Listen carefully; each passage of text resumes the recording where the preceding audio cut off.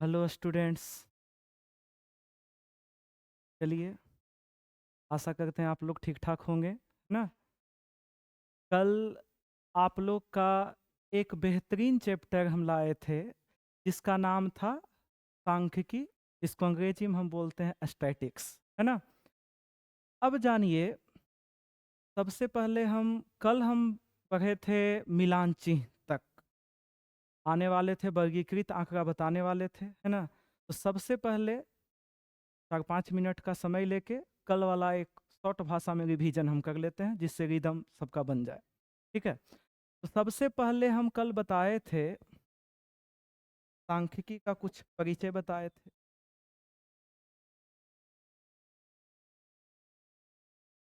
सांख्यिकी का कुछ परिचय हम बताए थे। तो सबसे पहले हम सांख्यिकी कहते किसको थे? तो वेरी सिंपल बात, जिसमें आंकड़ों का एकत्रीकरण और उसका वर्गीकरण किया जाए उसे हम क्या कहते थे? सांख्यिकी। यानी जिसमें सबसे पहले हम संख्या को कलेक्ट करेंगे, उसके बाद उसको अलग अलग समूह बना के हम वर्गीकृत कर देंगे, उसी को हम क्या बोलेंगे? सांख्यिकी बोलेंगे। सांख्यिकी का जनक किनको कहा जाता है? तो सांख्यिकी का जनक हम बोले थे किसको कहा जाता है? पीसी महालनोबिस को कहा जाता है। ठीक है। और इन्हीं के जन्मदिन के अवसर पर यानी 29 जून को हमारे यहाँ राष्ट्रीय सांख्यिकी दिवस मनाया जाता है। यानी भारत में सांख्यिकी का जनक पीसी महालनोबिस को कहा जाता है और इनके जन्मदिन के अवसर पर 29 जून को भारत में राष्ट्रीय सांख्यिकी दिवस मनाया जाता है। ठीक है। उसके बाद हम आए थे आंकड़ा। तो आंकड़ा किसको कहते हैं? तो किसी भी जानकारी को व्यक्त करने के लिए एक संख्या की आवश्यकता होती है, उसी को हम क्या कहते हैं? आंकड़ा कहते हैं। किसी भी जानकारी को व्यक्त करने के लिए एक संख्या की आवश्यकता होती है, उसे क्या कहते हैं? आंकड़ा। कोई भी आपसे जानकारी मांगेगा तो उसमें आपको एक संख्या की आवश्यकता होगी, जिसे हम कल में भी एग्जाम्पल बताए होंगे कल। कि मान लिया जाए आपको यहाँ पूछ दे कि बताओ यहाँ पर जो है स्टूडेंट्स की संख्या कितनी है। तो मान लिया जाए हम बोले स्टूडेंट की संख्या यहाँ पर 100 है। तो जानकारी व्यक्त हम किस में किए? संख्या में। और यही संख्या को हम क्या बोलते हैं? आंकड़ा बोलते हैं। कल ये भी हम बोले थे कि आपको उतना लंबा नहीं जाना है, सीधे आपको बोल देना है कि संख्या को ही हम क्या बोलते हैं? आंकड़ा बोलते हैं। ये भी आपका सही है। यानी संख्या को ही हम क्या बोलते हैं? आंकड़ा बोलते हैं। ठीक है। अब चलिए, उसके बाद हम आए थे अवर्गीकृत आंकड़ा। कौन आंकड़ा? अवर्गीकृत आंकड़ा।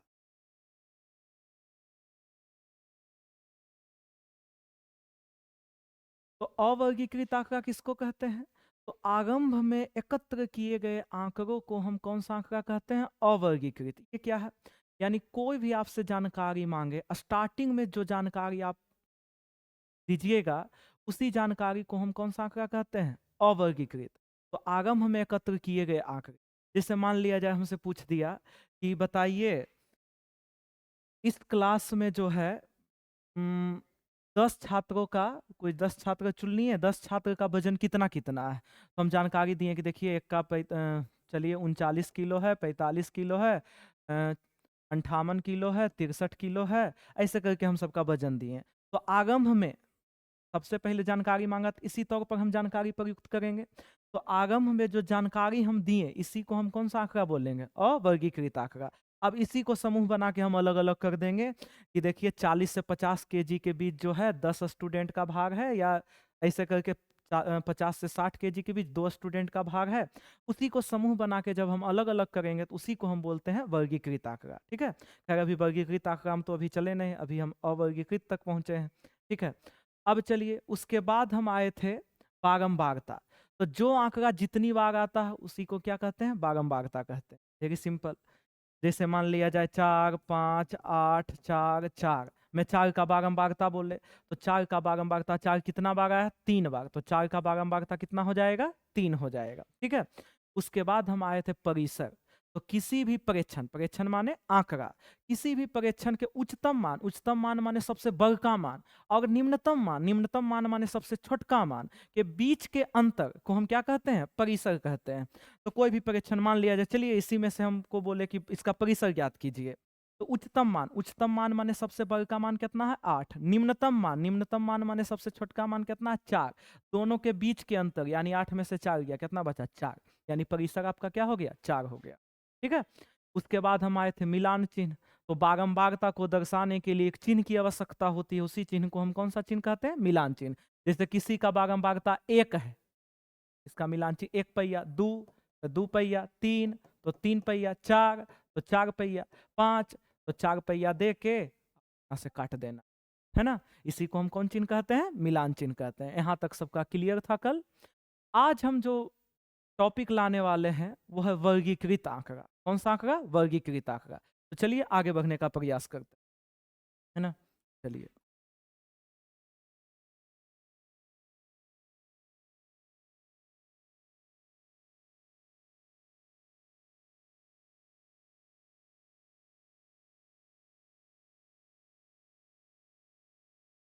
ठीक है।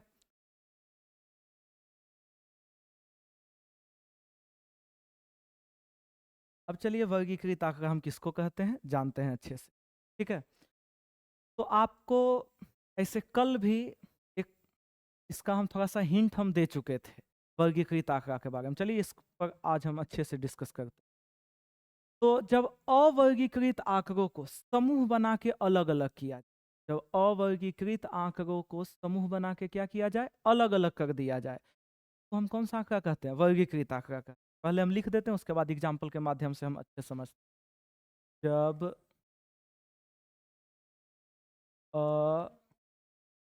अवर्गीकृत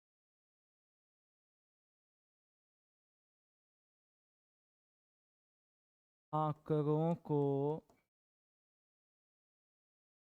समूह बनाकर अलग अलग किया,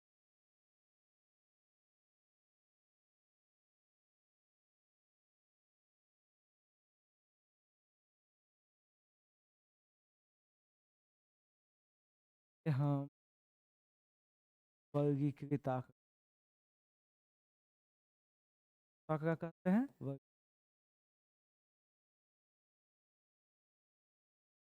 चलिए समझिएगा इसको अच्छे। तो अवर्गीकृत आंकड़ों को हम समूह बना के अलग अलग करेंगे। अब कैसे करेंगे? एग्जाम्पल के माध्यम से देखिएगा, खुद पर खुद डिफिनेशन आपको याद हो जाएगा, है ना। अब जैसे मान लिया जाए, जैसे चलो अभी क्लास स्टूडेंट से हट के एग्जाम्पल लेने का प्रयास करते हैं। किसी मोहल्ले के 20 व्यक्तियों का वजन हम रखेंगे केजी में, ठीक है, किलोग्राम। इस प्रकार अब कोई मोहल्ला है, 20 व्यक्ति का वजन किया गया। वजन हमको इस ढंग से दिया गया है कि मान लिया जाए किसी का वजन 45 है, 58 है, 63 है, 72 है, 40 है, 85 है, ठीक है, 73 है, 90 है, 50 है, 80 है, 67 है, 78 है, 48 है, 91 है, 93 है, 81 है। कितना हुआ? 5 3 8 816 चार और लेना है, ठीक है। 48 है, 53 है, 66 है, इस हो गया। अब ये 20 व्यक्तियों का वजन हमको दिया गया। वजन किस में दिया गया? किलोग्राम, केजी में दिया गया, ठीक है। अब क्या बोले? जब अवर्गीकृत आंकड़ों को समूह बनाकर अलग अलग किया जाए। अब ये जो हमको आंकड़ा प्रस्तुत किया गया है वो कौन सा आंकड़ा है? अवर्गीकृत। कैसे अवर्गीकृत है? हम आपको पहले ही चर्चा कर चुके हैं कि आगम में एकत्र किए गए आंकड़े। अब जैसे 20 व्यक्ति का कोई वजन पूछा तो कोई भी स्टार्टिंग में जानकारी देगा तो इसी ढंग से देगा कि कोई व्यक्ति का 45 है, 58 है, 63 है, 72, इसी ढंग से देगा। तो स्टार्टिंग में एकत्र किए गए आंकड़े। अब ये आंकड़ा जो है कौन सा आंकड़ा है? कौन सा आंकड़ा है? ये वाला जो आंकड़ा है आप लोग का अवर्गीकृत आंकड़ा। कौन सा आंकड़ा है? अवर्गीकृत आंकड़ा। स्टार्टिंग में दिया गया आंकड़ा, आगम में प्रस्तुत किया गया आंकड़ा। अब हम वर्गीकृत का क्या लिखा है? बोलिएगा भैया बता रहे हैं वर्गीकृत, यानी एग्जाम्पल दे रहे हैं, अवर्गीकृत ऐसा नहीं है। क्या लिखा है? जब अवर्गीकृत आंकड़ों को समूह बना के अलग अलग किया जाए तो ये आपका जो है अवर्गीकृत आंकड़ा है ना। कौन सा आंकड़ा है? अवर्गीकृत आंकड़ा, ठीक है। अब इसी को हम समूह बना के अलग अलग करते हैं।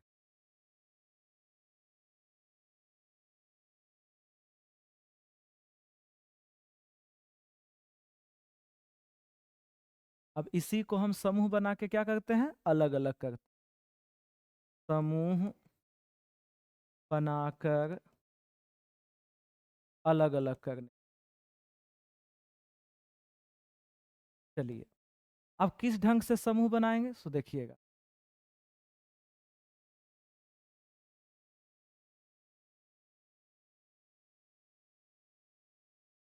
इधर हम समूह रखते हैं, इधर कितना बारह है जो रखते हैं। मिनिमम जो वजन है कितना है, 40 से ऊपर ही होगा। मिनिमम जो वजन है वो आपका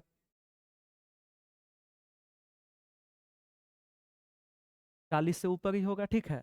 तो हम रखते हैं 40 से 50 के। इसका मतलब क्या हुआ, इसका मतलब हुआ कि हमको इसमें ऐड किसको करना है, 40 या 40 से ऊपर और 50 से कम।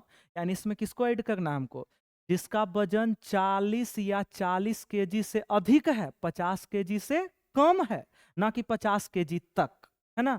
यानी इसमें मेन रूप से बोला जाए 40 से लेकर 49 तक इसमें काउंट होगा, ठीक है। तो खोजिए जिसका वजन 40 या 40 से अधिक, 50 से कम। 50 इसमें ऐड नहीं होगा, भाई कहाँ तक होगा, 49 तक ही होगा। 40 या 40 से अधिक, 50 से कम। अब चलिए 40 या 40 से अधिक, एक हुआ, है ना। 50 से कम, 2, 3, 4। यानी कितना व्यक्ति का वजन 40 से 50 केजी के बीच है, 4 व्यक्ति का। अगला चलते हैं, जहां खत्म हुआ वहीं से स्टार्ट करें, 50 से 60। इसका मतलब ऐसा व्यक्ति का वजन हमको चाहिए जिसका वेट जो है, ऐसा व्यक्ति चाहिए जिसका वेट 50 या 50 केजी से अधिक है, 60 केजी से कम है। यानी 50 से लेके भाग 59 तक। तो खोजिए 50 से लेके भाग 59। 1, 2, 3, बस 3। अगला जहां खत्म हुआ वहां से स्टार्ट करेंगे, 60 से 70। इसका मतलब है 60 या 60 से अधिक, 70 से कम। तो 1, 2, 3। अगला 70 से 80, यानी 70 या 70 से अधिक, 80 से कम।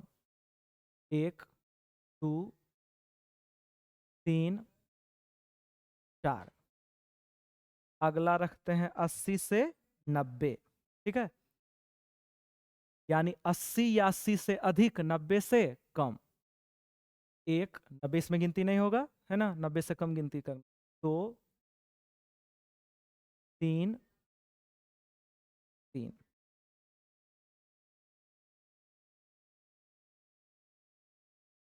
अगला हम रखते हैं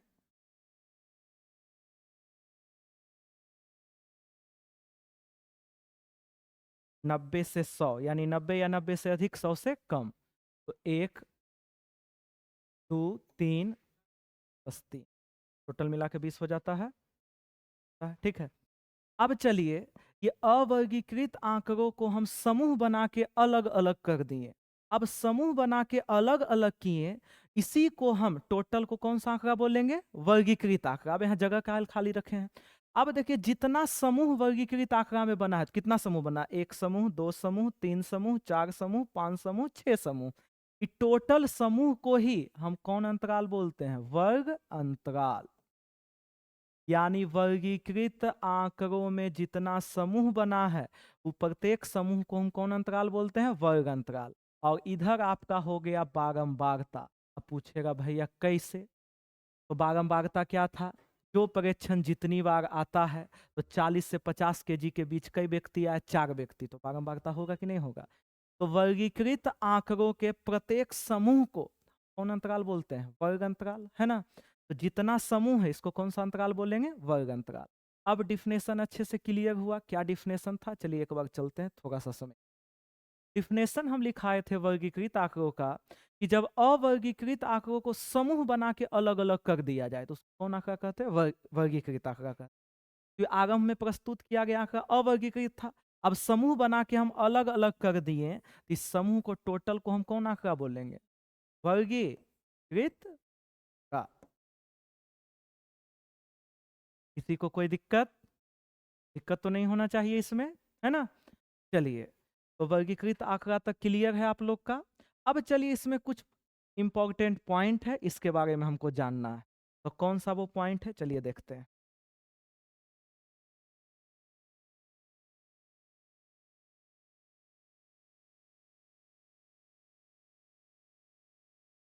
अब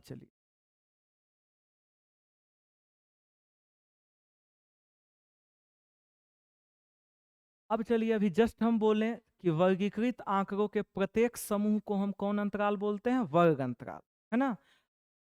वर्गीकृत आंकड़ों के प्रत्येक समूह को हम वर्ग अंतराल कहते हैं। बता देते हैं, ये सब पॉइंट काम देगा। वर्गीकृत आंकड़ों के प्रत्येक समूह को कौन अंतराल कहते हैं? वर्ग अंतराल।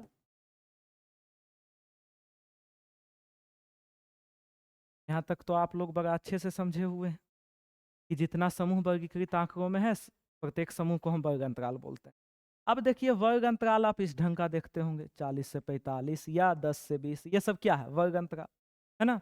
इसमें संख्या का युग्म रहता है, यानी एकल्य संख्या नहीं हो सकता, जब भी रहेगा जोड़ा में रहेगा। अब ये जो आपका वर्ग अंतराल है, इसमें दो चीज है, एक आपका बड़ा वैल्यू है, एक आपका छोटा वैल्यू है। दोनों का अलग अलग नाम है। बड़ा मान को हम बोलते हैं उच्च सीमा और छोटा मान को हम बोलते हैं निम्न सीमा। यानी वर्ग अंतराल 40 से 45 में आपसे पूछे कि बताओ उच्च सीमा कितना है, उच्च सीमा कितना है? बड़ा मान 45, निम्न सीमा माने छोटा मान 40। अब इसमें आपसे पूछे कि वर्ग अंतराल 10 से 20 में उच्च सीमा कितना, तो वर्ग का मान कितना? 10। छोटका मान कितना? सॉरी, वर्ग का मान कितना? 20। छोटका मान कितना? 10। वर्ग का मान यानी उच्च सीमा 20, निम्न सीमा 10। क्लियर है? तो किसी भी वर्ग अंतराल के बड़े मान को उच्च सीमा और छोटे मान को हम कौन सीमा कहते हैं? निम्न सीमा। दिक्कत है ना? तो ये भी हम लिखा देते हैं, हम नहीं चाहते हैं कोई भी पॉइंट बचे। ठीक है, तो चलिए, किसी वर्ग अंतराल के बड़े मान को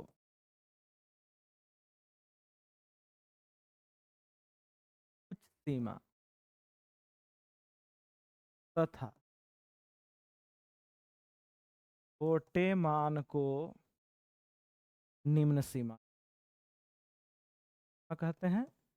सीमा।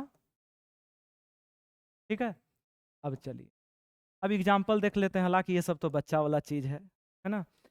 अब हम लिखा है किसी वर्ग अंतराल के बड़े मान को उच्च सीमा और छोटे मान को हम बोलते हैं निम्न सीमा।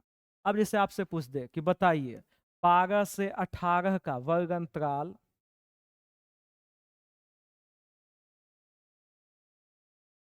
वर्ग अंतराल 12 से 18 का उच्च सीमा, उच्च सीमा अभी जस्ट लिखा है किसी भी वर्ग अंतराल के बड़े मान, तो बड़ा मान इसमें कितना नजर आ रहा है? 18। अब चलिए इसी में पूछ दें निम्न सीमा, तो निम्न सीमा में जस्ट लिखा है किसी भी वर्ग अंतराल के छोटे मान, तो छोटा मान कितना है? 12, है ना?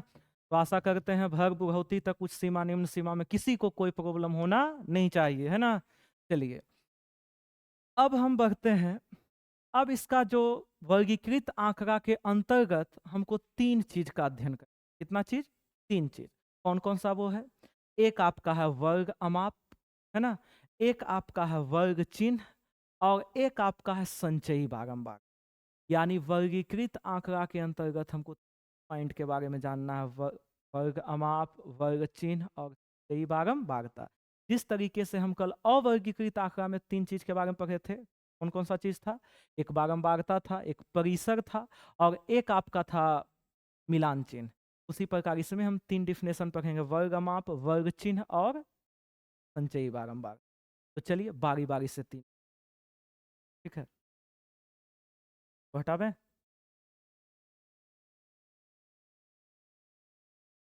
सबसे पहले हम आना चाहेंगे, क्योंकि वर्गीकृत आंकड़ा के अंतर्गत हम पढ़ रहे हैं, इसलिए छोटा स्टार का प्रयोग करेंगे। पहले हम जानते हैं वर्ग अमाप।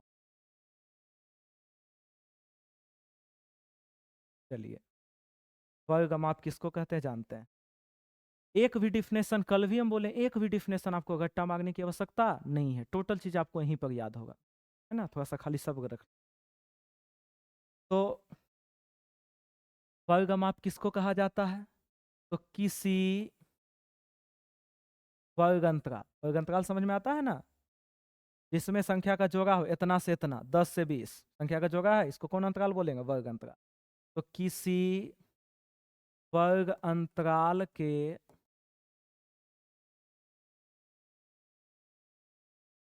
उच्च सीमा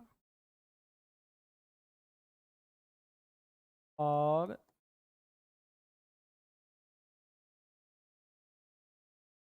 निम्न सीमा के बीच के अंतर को, के बीच के अंतर को कौन अमाप कहते हैं, वर्ग अमाप।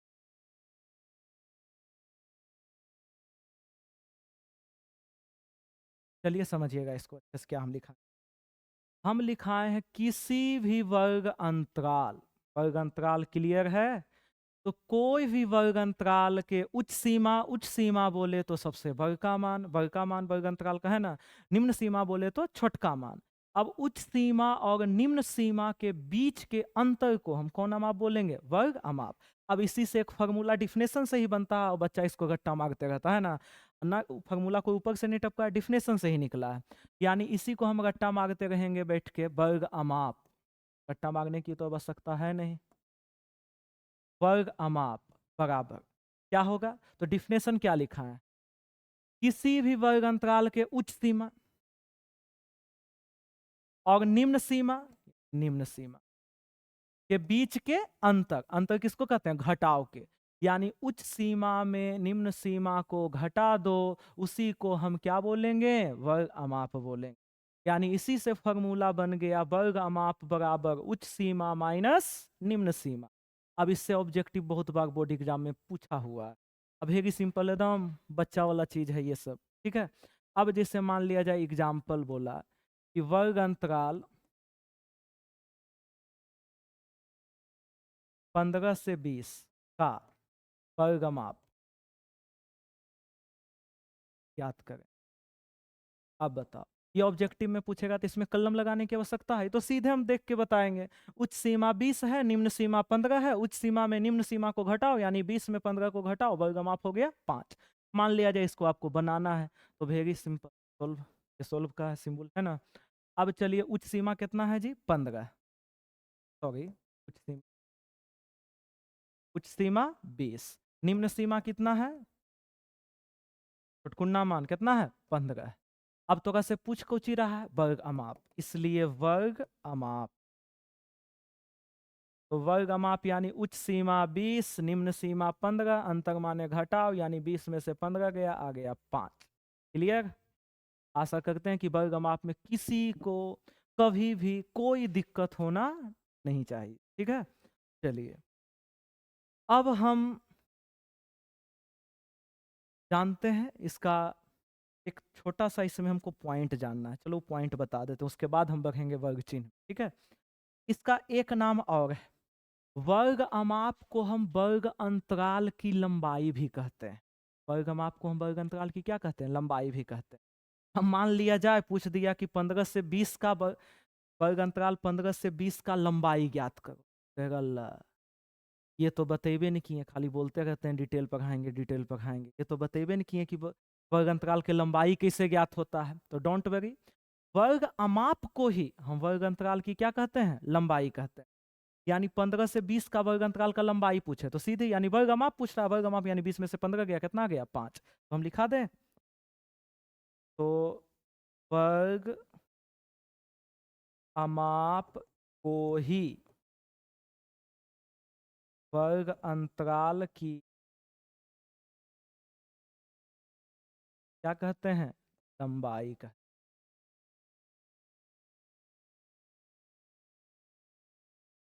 यानी वर्ग अमाप बोलिए या वर्ग अंतराल की लंबाई बोलिए, दोनों बात क्या है, बराबर है ना। कोई दिक्कत, आशा करते हैं यहाँ तक दिक्कत नहीं होना चाहिए। अब हम आगे का डिफिनेशन इसमें पढ़ेंगे वर्ग चिन्ह। कौन चिन्ह, वर्ग चिन्ह। तो चलिए वर्ग चिन्ह के बारे में हम,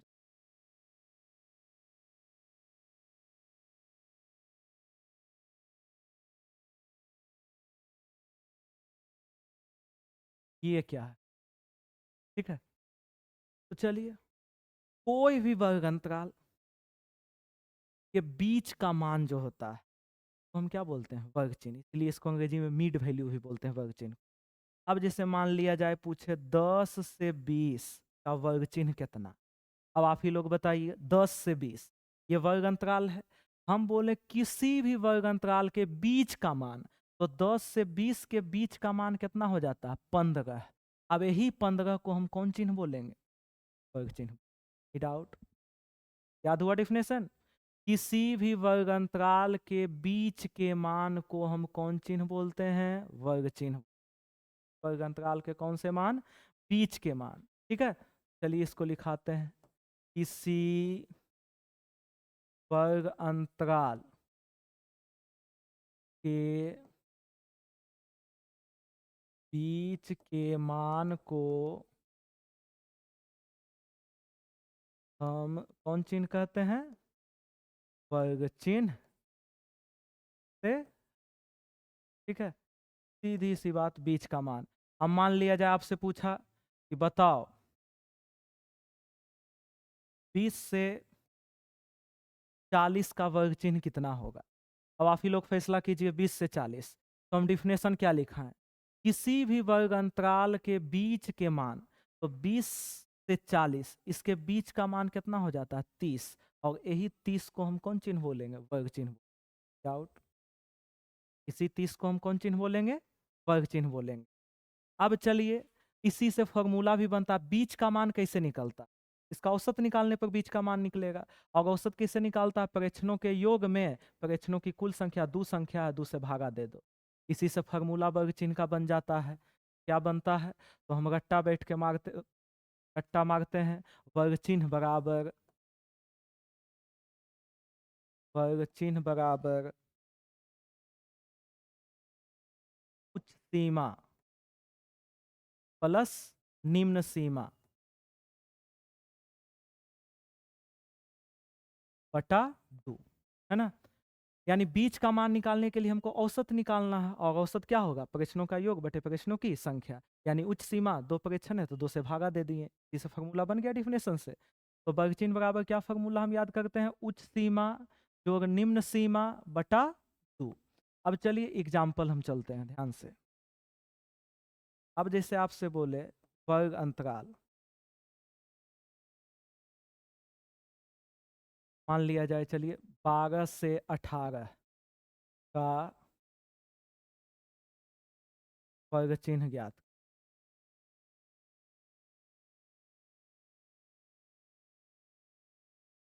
12 से 18 का वर्ग चिन्ह, इसमें हमको फॉर्मूला लगाने की आवश्यकता है। सीधे आंख से देखेंगे आंसर हम बताएंगे। क्या है, किसी भी वर्ग अंतराल के बीच का मान, तो 12-18 के बीच का मान कितना है, 15। तो वर्ग चिन्ह आपका कितना, कलम लगाने की है आवश्यकता इसमें, ठीक है। लेकिन चलिए इसको हम यदि विधि पूर्वक बनाते हैं तो वेरी सिंपल, सीधी सी बात, वर्ग चिन्ह। वर्ग चिन्ह सबसे पहले, वर्ग चिन्ह के लिए उच्च सीमा चाहिए और निम्न सीमा। तो उच्च सीमा कितना है, 18। निम्न सीमा कितना है, छोटका मान कितना है, 12। अब आपसे पूछ रहा है वर्ग चिन्ह, इसलिए वर्ग चिन्ह। तो वर्ग चिन्ह बराबर उच्च सीमा 18 जोड़ निम्न सीमा 12 बटा 2। तो 18 12 कितना हो गया, 30 बटा 2 आ गया 15। लेकिन जब ऑब्जेक्टिव में आएगा तो इतना हमको करने की आवश्यकता है, सीधे 12-18 के बीच का मान होता है 15, 15 लगाएंगे। डाउट क्लियर है। चलिए, अब इसमें एक चीज वर्गीकृत आंकड़ा में और रहा है, जिसका नाम है संचयी बारंबार। कौन बारंबारता, संचयी बारंबारता, बता दें इसको।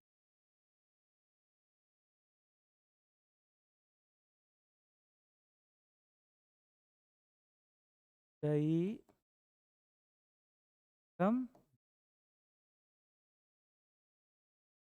संचयी बारंबारता किसको कहते हैं अच्छे से हम जान, ठीक है।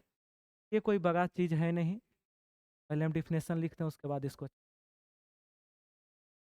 किसी प्रेक्षण की बारंबारता तथा से छोटे प्रेक्षण के बारंबारता के कुल योग को संचयी बारंबारता।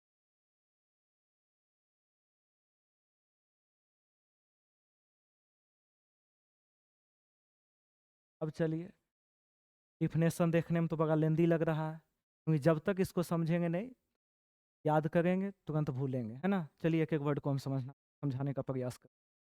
क्या लिखा है? किसी प्रेक्षण, प्रेक्षण तो पता है आंकड़ा को कहते हैं, तो किसी प्रेक्षण के बारंबारता और उससे छोटे प्रेक्षण के बारंबारता के कुल योग को संचयी बारंबारता का।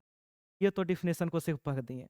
अब इसको समझने के लिए चलिए एग्जाम्पल का मतलब देते हैं, खुद पर खुद डिफिनेशन आपको याद हो जाए। अब जैसे एग्जाम्पल में लिए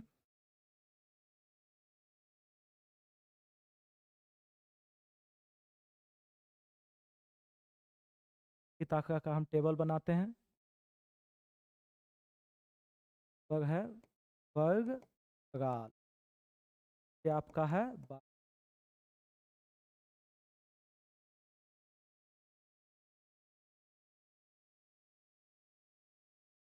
जैसे 0 से 10 वर्ग अंतराल लिए, 10 से 20 लिए, 20 से 30 लिए, 30 से 40 लिए।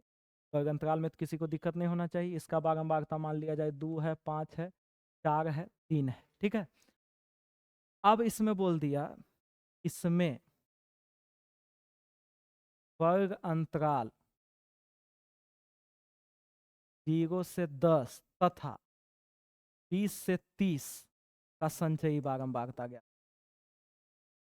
कौन बारंबारता ज्ञात करें? संचयी बारंबारता ज्ञात, ध्यान दीजिए। अब चलिए देखते हैं, सबसे पहले बोला 0 से 10 का संचयी बारंबार। अब चलिए डिफिनेशन हम क्या बताएं।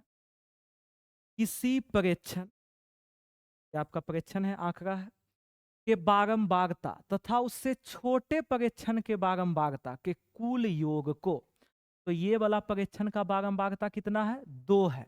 इससे छोटा प्रेक्षण कोई है ये नहीं है, तो योग हम कहां से करेंगे?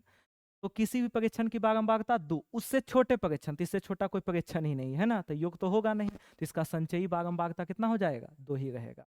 अगला है आपका संचयी बारंबारता, पूछ रहा 20 से 30 का, तो 20 से 30 का संचयी बारंबारता कितना होगा?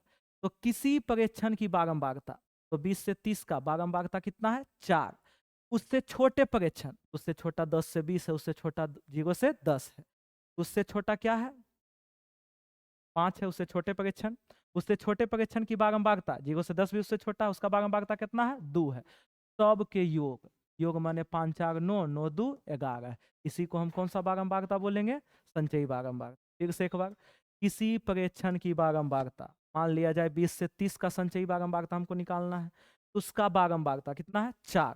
उससे छोटे परीक्षण की बारंबारता, इससे छोटा ये है, इससे छोटा ये है, इसका बारंबारता कितना है? 5 है, इसका कितना है? 2 के कुल योग, यानी सबको जोड़ दीजिए, 4 9 9 2 11, संचयी बारंबारता इसका कितना हो गया? 11 हो गया, ठीक है। और क्या एग्जाम्पल लेने की आवश्यकता है या आगे बढ़े? चलिए ठीक है, आज के लिए ज़्यादा लॉन्ग वीडियो भी हम नहीं डालने का प्रयास करेंगे, आज के लिए इतना ही। कल हम आएंगे माध्य, माध्यक और बहुलक में केंद्रीय प्रवृत्ति की मान, ठीक है।